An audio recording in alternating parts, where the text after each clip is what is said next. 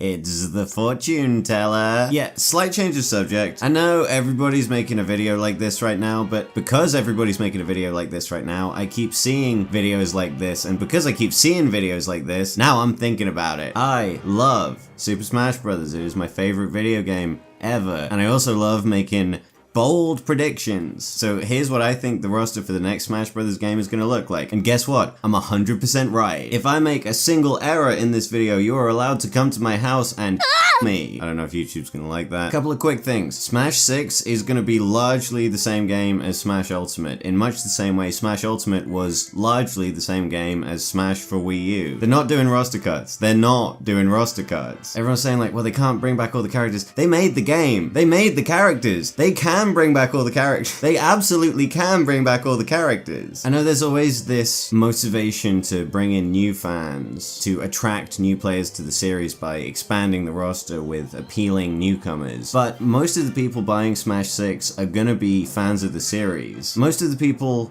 on planet Earth bought Smash Ultimate, so it's gonna be pretty difficult to find the small pockets of humanity who aren't returning fans of the series. You know, you pick the game up for the first time, it's Link, it's Pikachu, and who the fuck is Corrin? Oh, this guy's sick. I like this guy now. I love this guy forever now. I would die for this guy now.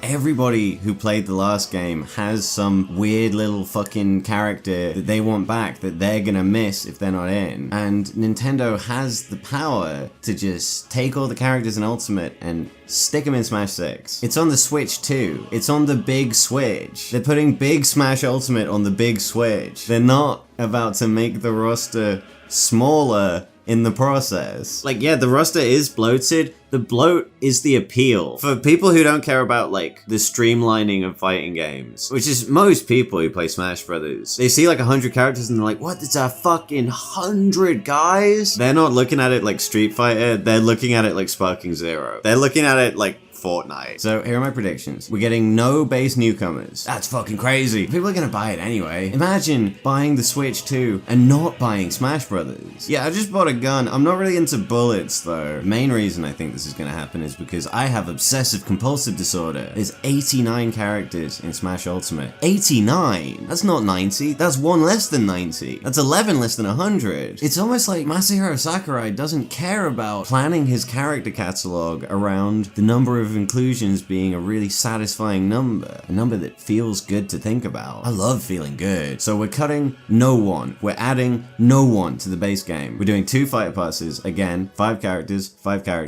plus 1 plant. That's the pre-order bonus. Pre-order bonus. Plants available at launch. Plants available to you if you were a good boy and pre-ordered the game. You don't have to be a boy to do that, but you do have to be good. I have selected the 10 DLC fighters based on a set of rigid criteria. Each of them must fulfill a niche, which is necessary to draw the widest audience to this game. The niches are as follows. No, they're not. I will reveal the niches as I reveal the characters, because some of the niches are called stuff like Toby Fox character, and I think if I say that in advance, people are probably gonna guess who that character is, and there won't be as much anticipation, and I know why you guys are watching this video. I know the anticipation is the entire reason you're watching the video. You want the build up to the dopamine hit of me revealing each guy, and if I kind of half reveal a guy like 10 minutes in advance, it's like what's a polite way of saying trickly cum shot? We'll start with the plant. We'll start with the plant. That little rhyming quip wouldn't have worked if I had an American accent. We'll start with the plant. Category 0.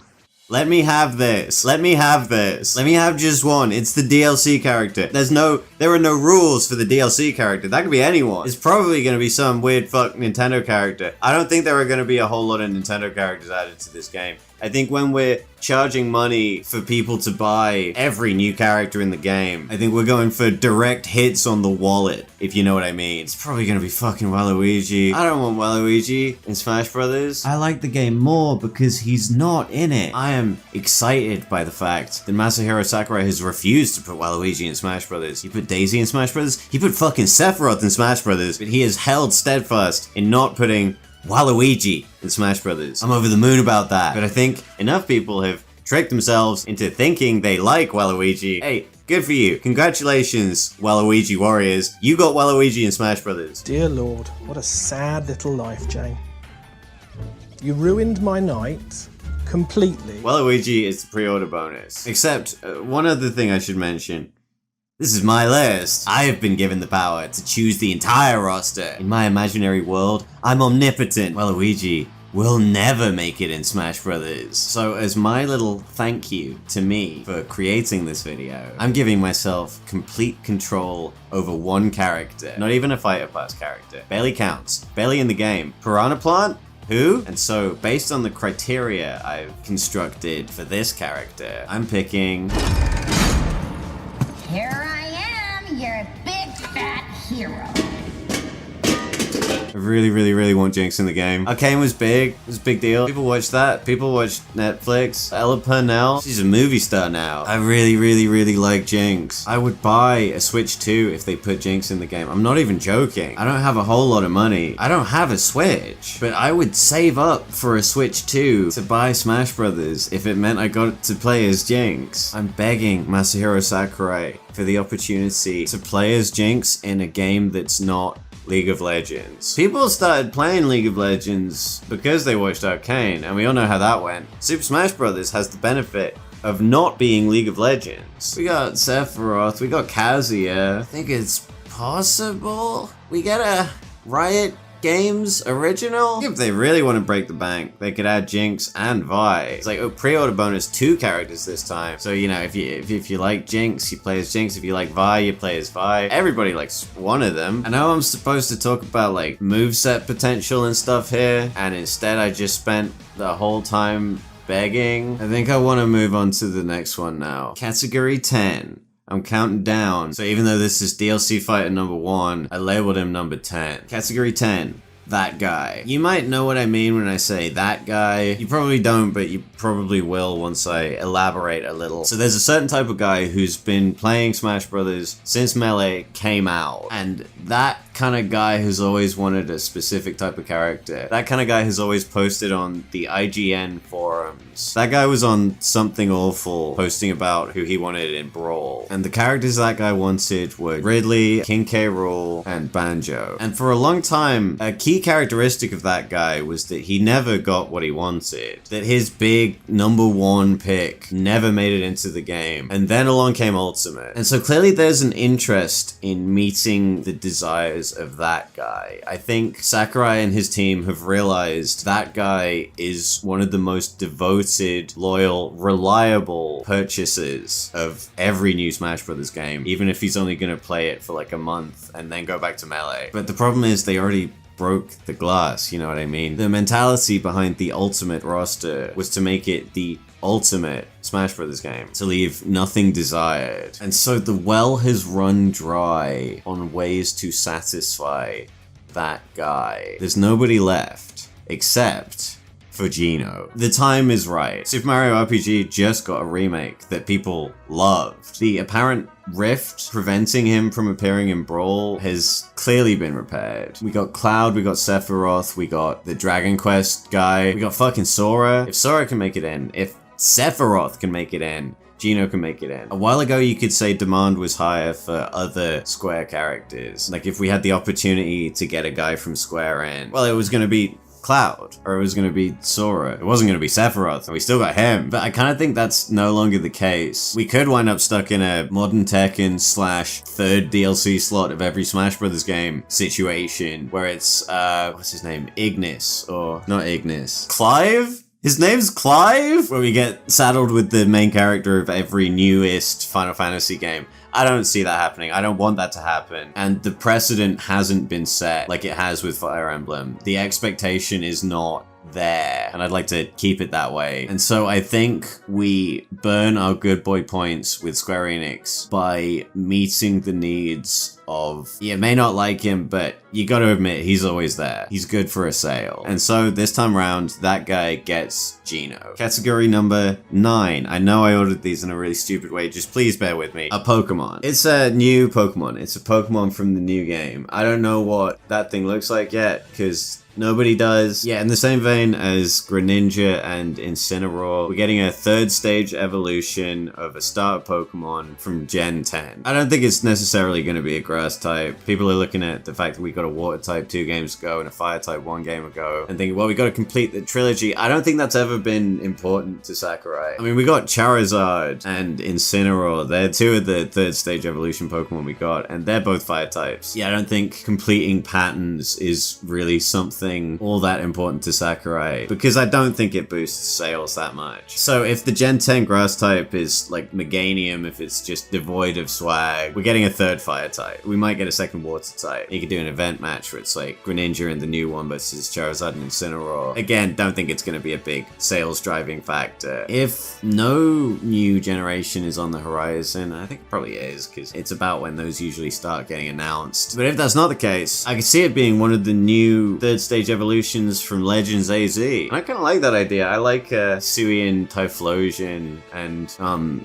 my brain's saying Sharpedo. I know that's not this guy's name. So maybe we get like a region-specific version of the third stage evolution of Totodile or Chikorita. I just said it's not gonna be. I just said it's not gonna be a Pokemon like Meganium. It's not gonna be fucking Meganium. But yeah, maybe rule of threes. We get like Colossal Ember, Sakurai.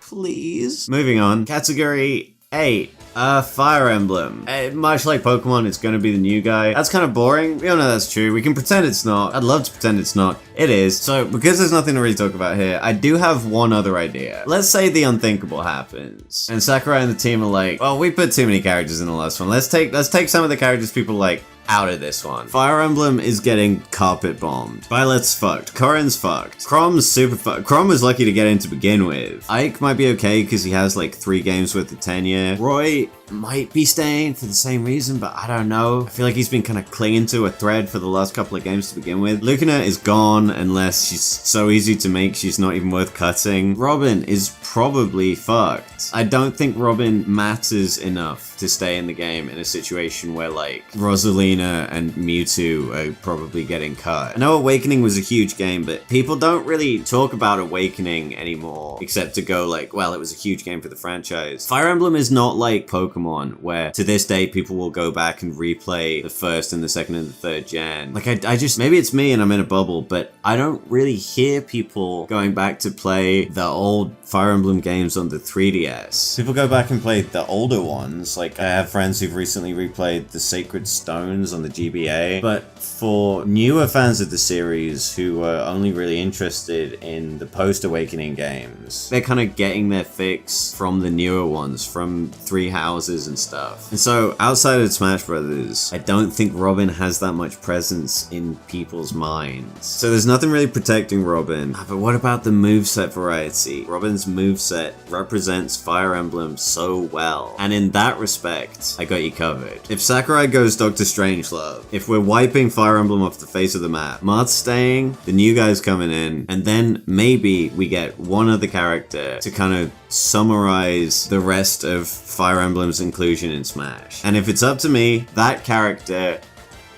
is Anna. Anna the Merchant is the only character who's appeared in every single Fire Emblem game ever. She was playable in Awakening, so you kind of get the nod to that game. And then for her moveset, I would just make it constructed of the Fire Emblem characters we lost along the way. In the games, she can use any weapon and she can cast any spell, so she's kind of Super Skrull. She gets normals and specials from Roy and Ike and Corin and Byleth, and especially Robin. I think she kind of plays like Robin. I don't know if people really like Anna like I do. I really like Anna. I think it's really cool that there's this like flippant merchant character who's not really involved in the plot of the game. She's not really invested in good and evil. She's positioned in such a way that she can represent anything. I know we're getting the new protagonist. I'm pretty certain we're not losing anyone, but if we do, and if they decide to add a second Fire Emblem character to replace the ones we lost, I think it should be Anna. Category 7, Toby Fox character. I think Toby Fox's relationship with Nintendo is kind of special. Like, as far as I'm aware, in the history history of Nintendo as a company, they've never cottoned on to one guy the way they have with Toby Fox. Everyone working at Nintendo has played Undertale and loves Undertale. They're bringing him in to do music for the Pokemon games. The fucking Pokemon games. Masahiro Sakurai brought Toby Fox to his house to play Smash Brothers, and Toby whipped his ass. Toby grew up in the Lion's Den, man. Toby has games against Dr. Pee-Pee. Sakurai never stood a chance. He felt like he was drowning in there. In his own home. They love Toby so much that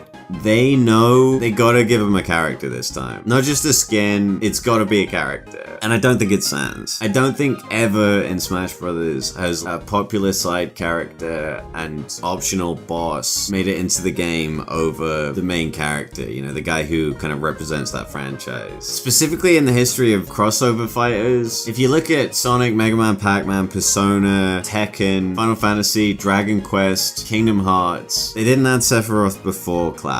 They didn't add King or Paul Phoenix. They didn't even add Gene, and I think that's telling. Because for 6 of the 8 main Tekken games, Gene's the main character. But in Tekken 1 and 2, it's Kazuya. And so he bears the flag of the franchise. And so I think we're getting Chris. We're getting a Sans Assist trophy, no doubt about that. But to represent the Undertale franchise, and specifically Deltarune, which is going to be an ongoing release when Smash 6 comes out, it's probably going to be a fucking ongoing release when Smash 7 comes out, we're getting Chris. What's the moveset like? I don't know. I figure it's kind of like how Ness took a bunch of stuff from his friends in his game. I assume it's going to be a bunch of moves based on attacks by characters in Deltarune and Undertale. I think a really funny thing to do would be to give him a reflector on the down B as a reference to Birdly doing that. And if you played Deltarune, you know where that's a really fucking funny idea. I think if they really want to wild out and just can't think of shit to do with Chris, they could add Susie, who I might prefer as a playable character in the rare situation where it's like a Chrome and Smash 4 situation where they just couldn't think of a way to make him interesting, so they went with the next most important side character instead. Just being like, I suppose I'll get my chance some other day. Except they don't say that because they don't say anything. Yeah, this is real, this is happening. Deltarune's showing out. Is there going to be another indie game character? Maybe. I'll talk about that a little more later on, but in big 2025 you can kind of separate indie games into 2 categories. There's indie games like Minecraft.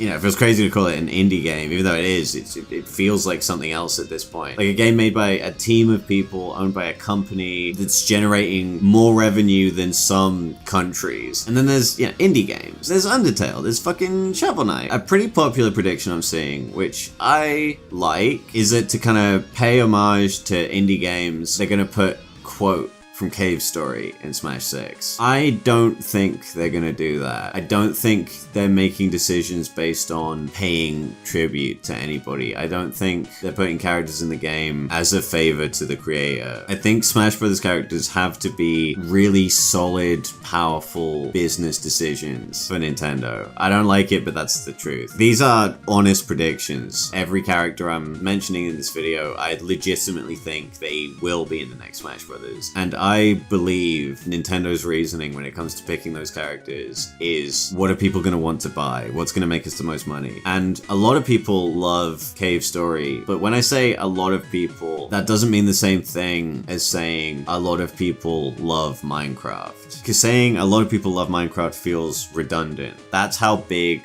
Minecraft is. That's how much money Steve is gonna make Nintendo, is what they were thinking when they put him in Ultimate. And yeah, the scale is so vastly different that I just don't see, quote, making it in the game, even though it would make, on a smaller scale, a lot of people very happy. Undertale is kind of in the middle of those two things. Everyone knows what Undertale is. Everyone's got a friend who loves Undertale, unless they are the friend who loves Undertale, in which case they have a lot of friends, a whole circle of friends who all really love Undertale. You know, it's not Minecraft huge, but there are literally like 3 to 5 franchises in the world that are Minecraft huge. Undertale is easily Fire Emblem huge. It's not Zelda huge, it's nowhere near Pokemon huge. But yeah, I think there are more people who love Undertale than people who love Fire Emblem. And every Smash game since 4, Nintendo's been squeezing that Fire Emblem cow for DLC money. So yeah, just based on those calculations, I think Deltarune has a really solid chance of showing up in the next Smash. The math adds up. Category 6, take it to the polls. polls. Yeah, so we got our first fighter pass. I think that ends with another character that people voted on. I think the poll was a big success for Smash 4. I think they were still using ideas based on that poll in Ultimate. Like, it gave them a really good sense of what kind of characters people wanted to see in the next game. And yeah, at this point, it's been 10 years now. I think they run another poll. Who wins the poll? I don't know, because a lot of guys have made it in already. When I see people talking about Smash Brothers, the main characters I see people wanting in are like Doom Guy, Isaac from Golden Sun, and then just like an assortment of weird ones. I can't really predict who wins the poll. I never would have predicted Bayonetta was going to win that first poll. I voted for Bayonetta. I thought I was throwing my vote away. I voted for her like multiple times. That Smash 4 Evo final, that was partly my fault. I apologize. But yeah, I really can't guess this one. It might be Isaac. I think less people care about Golden Sun than the internet may have you believe. I think it's a loud minority. It's so fucking cool that Bayonetta's in this game. I don't care that she ruined 4. 4 sucked. I don't know, wild prediction out there? I think maybe it's Midna. Midna is a first-party Nintendo character who has endured in popularity for like a way longer time than people may have been expecting. Zelda's big right now. Zelda probably warrants another rep. Midna, I kind of see her as like equivalent to Rosalina, because Rosalina's not a big Mario character, you know, she was in one game, but people liked her, and with a franchise as big as Mario, you kind of gotta add another character, and Zelda right now is the biggest it's ever been. And I was just meant to be looking at poll results, but I think if Mario's getting Waluigi, Pokemon's getting a new character, Fire Emblem's getting a new character, in addition to the fan support, based on like franchise nepotism, Midna has a solid shot. It'd be Midna on Wolf Link. Oh, another Link? We're wasting a spot on another Link? Well, it's not. We're not wasting it, because we're getting Midna as well. Oh, don't add Link, don't add a fourth Link, add a new character. We are adding a new character. I think she'd play really cool. I've wanted this since Brawl, man. I want to ride around on a wolf. I want a big hand that comes out my head that I can grab people with. I want to be as wide as I am tall. Let me have this. Let me have this. At this point, I was hoping to insert a series of interviews with a bunch of people from my local weekly where I would ask various players who they wanted to see in the next Smash Brothers, but the venue was really noisy and I didn't bring my good microphone, and so I didn't end up getting any footage that I could use. I did, however, ask my brother Nov, who has not played a Smash Brothers game in about 20 years, who he wanted to see in the next Smash game. These were his answers. I'm doing the meme. You know I had to do it to him? You know I had to do it. Yeah. Which character would you most like to see added to the next Smash Brothers game? I think I want to see Kirby again. Like, I want the option to be Kirby twice. But Yeah. have it be like a separate character, but it's not Kirby. But then also, I think Pyramid Head would be good. And also, like, the nurse thingies. That would be cool. They'd have some, like, scale, like, long distance type thing. The people have spoken. Category 5.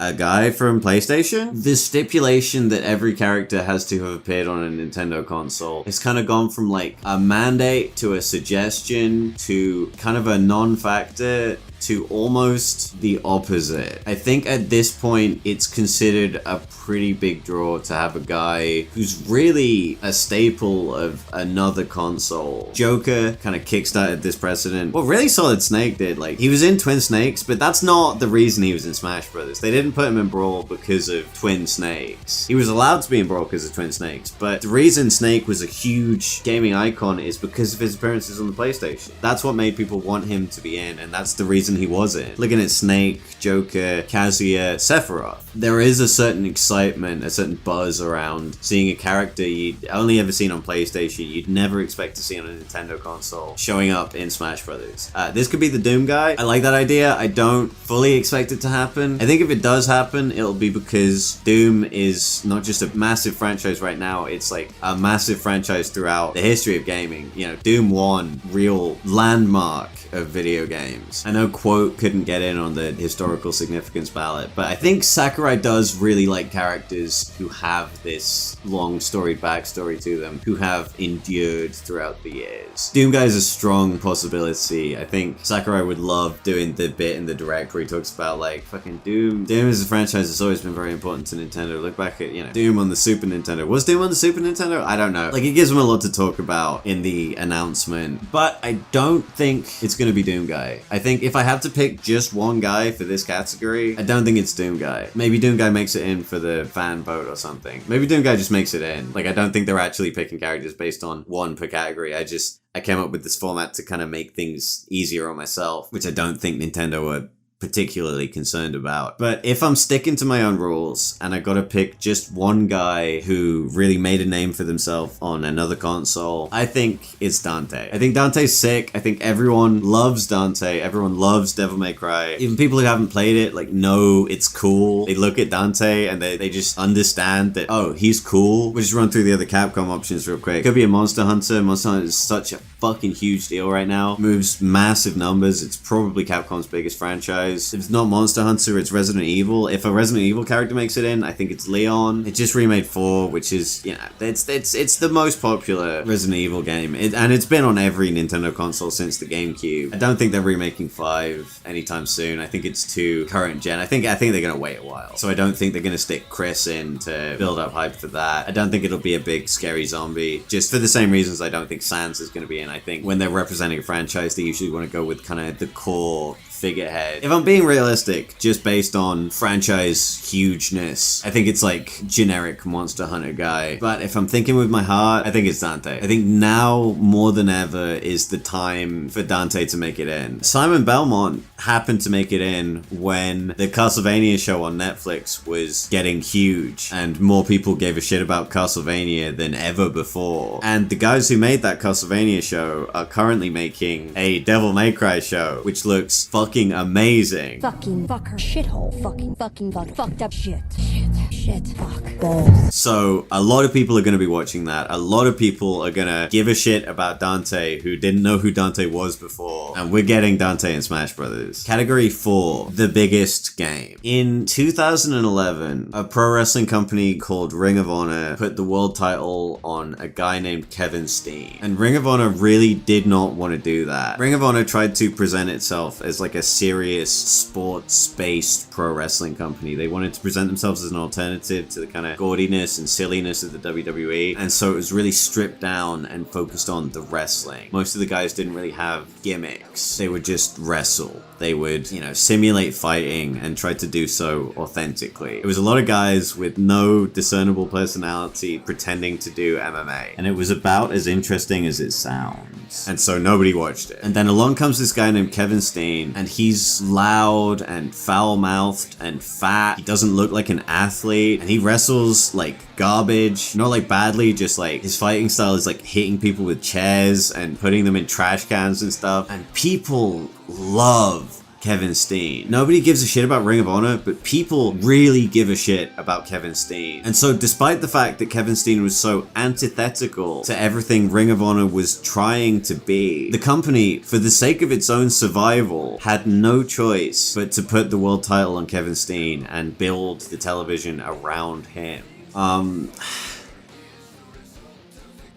They're putting Jonesy from Fortnite in Smash Brothers. Fortnite is the biggest video game in the world. It's bigger than video games. More people play Fortnite than play anything. And so, like it or not, and I don't like it, and I know you don't like it, and guys at Nintendo probably don't like it, but they really have no choice but to put Jonesy from Fortnite in Super Smash Brothers. I'm not any happier about it than you are. Let's move on. Category 3, bigger than video games. So we talked about hugeness, and we talked about Minecraft and Undertale and Cave Story and how there are levels of hugeness that a video game can reach. And right now, for really the first time in contemporary history, we're living in a time where video games can be bigger than the video game industry, where video games are able to kind of break free and find success outside of video games. The Mario movie, the Sonic movies, Detective Pikachu, Arcane, Fallout,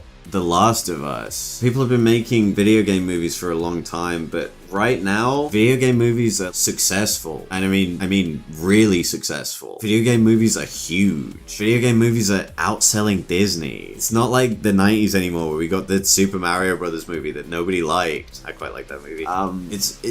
Video games outside of their gaming franchises are some of the biggest properties in the world. And so let's just look at the numbers. We here at Nintendo are trying to make money. We're trying to put characters in the game that are going to make people want to buy the game. And so it's really, really good for our game on paper to include characters from things that people who don't like games like people who don't play video games will see we took this guy from this thing and we put him in the game we're making, and that's going to make them want to play it. That's another sale. That's another $60 in our pocket. And so based on that logic, and yeah, like it or not, it is logical.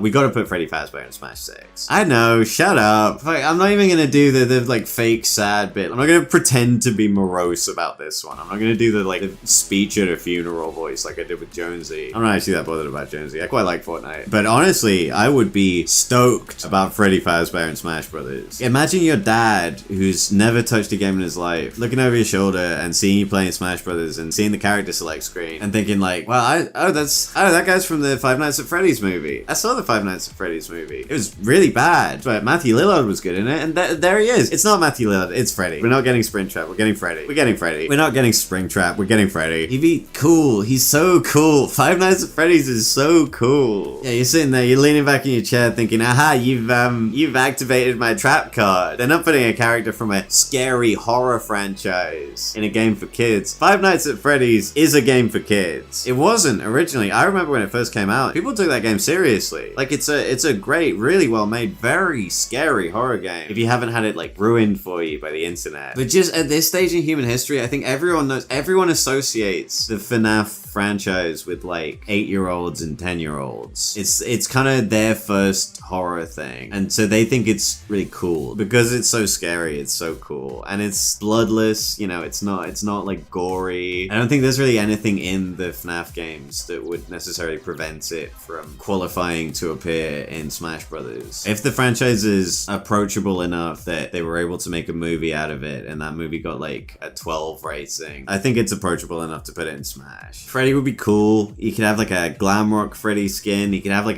maybe like a Nightmare Freddy skin, but kind of dialed back. Like how they made Bayonetta a little bit less sexy, they'll make Freddy a little bit less scary. And yeah, I think he'd play like a really slow, kind of heavy powerhouse type character, but with some kind of interesting movement options. Like maybe like a Meta Knight Down B style move to reflect how he, like, 1 minute he's on the camera and then the next minute he's not and he's moved somewhere else. I think Freddy would be fun, and I think he has a very, very strong chance of making it in. Category 2, Break Glass. Let's talk about Melee HD for a minute. There's a reason Nintendo haven't made Melee HD yet, or they haven't ported Melee to the Switch or the Wii U or the whatever. It's not because they're afraid of driving sales away from the new Smash Brothers game. They know everyone's going to buy the new one. No one's going to buy the new console just to play the old Smash Brothers game they already played. It's not because it's redundant, because they know it's not, because they ported Smash 64. They're aware that the games play differently and that different people like different ones. And for God's sake, it's not because they hate Melee fans and competitive players. They don't. They're completely ambivalent to them. And crucially, I need you to understand this. Even if they do hate the Melee fan base, they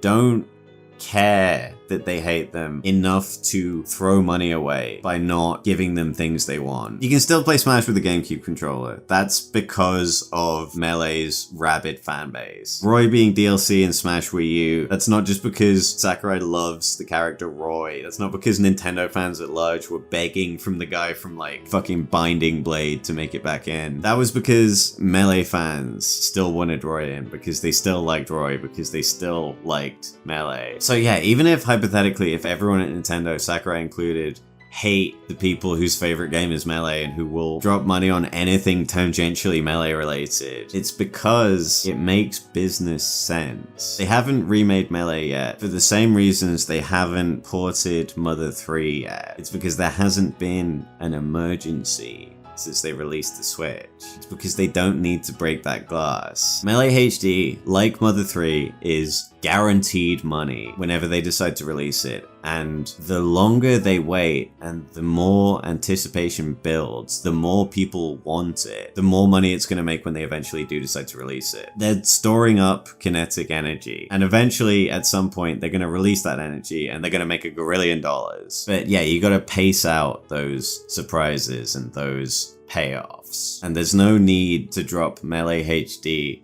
yet. And when there is, when that time comes, they will. And they'll make $100 fucking trillion. And likewise, when it comes to Smash characters, they gotta pace out those payoffs. There was no need to put Ridley in Wii U because they didn't have to break that glass yet, because they had enough guys to stick in the game. They had Shulk, they had Duck Hunt Dog, they had Bowser Jr. You don't gotta break that glass. And then Ultimate comes out, and Ultimate, it's, like I mentioned before, it's the ultimate Smash game. It's the Sakurai went in thinking, okay, this is the last one. I don't want to leave any stones unturned. I don't want to leave any questions unanswered. And so we get Ridley, we get K. Rool, we get Sephiroth. And now we run out of glass. We run out of glass to break, but we still need to get people excited. We still need something that's gonna draw people back into the franchise time and time and time again to be generous with their dollar. And what's left? How do we break that glass when all the glass is already broken? Well, I'll tell you how. We didn't break all of it. The next and semi-final DLC character in Super Smash Bros. 6 is Agumon. I gotta pee really bad. Digimon as a franchise is always kind of run parallel to Nintendo in a way that to me is really interesting. It started out as a video game. Kind of. It started out as a virtual pet. Does a virtual pet count? Maybe, maybe not. I think if the Game & Watch counts as a video game console, so does the Digimon toy. Or it should, or it can. If we're really looking for reasons to stick to the rule that only characters who originated in video games are allowed to be in Smash Brothers, I think we could make the case that the original Digimon was a video game. And we only need to convince ourselves of it once in order to get him in the game. I think it'd be cool. I think people would find it cool and interesting if Digimon, you know, the lesser rival to Pokemon, Pokemon's Pepsi, if they finally made it in and we get a handshake moment like Sonic and Mario, Agumon and Pikachu meeting on the field of battle. Like, you know what the trailer's gonna look like. It's a bunch of Pokemon hanging out, and then they see like a weird egg, and out pops Agumon, and Pikachu's like, you. Don't you think that'd be cool? Yeah, in my head, I'm closing my eyes and I'm seeing Mario and Sora shaking hands. And I think we could do much the same thing with Pikachu and Agumon. I think it'd be surprising. I think it'd be cool. I think it would feel rewarding. Like, even if people had never considered a Digimon in Smash before, I think they'd see Agumon and it would feel like he was home. Like he's finally where he belongs. Maybe I'm crazy. Maybe it'll never happen.